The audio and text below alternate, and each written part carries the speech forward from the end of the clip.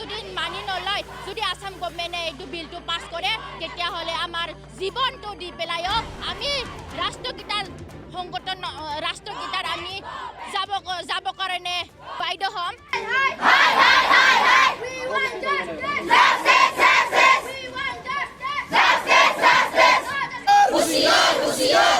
দিব বিচাৰো যে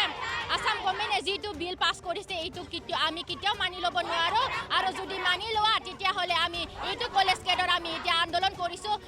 আহি থকা সময়ত আমি ৰাষ্ট্ৰগীতা তাতে যাই পেলাইও আমি প্ৰটেষ্ট কৰিম বুলি আমাৰ আৰু প্ৰটেষ্ট কৰিম আমি তাৰপিছত আৰু যদি এইটো মানি লোৱা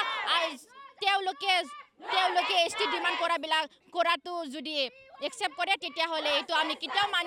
মানি ল'ব নোৱাৰো আৰু যিমান পুৰণা ট্ৰাইবেল আছে ইহঁতৰ কাৰণে আমাৰ লোকৰ কাৰণে ফিউচাৰ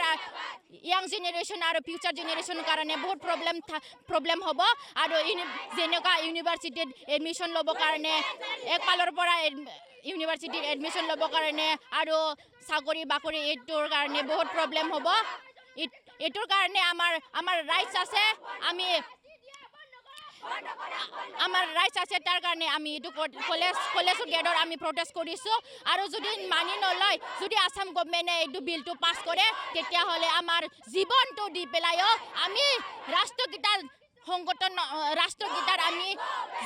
যাব কাৰণে বাধ্য হ'ম।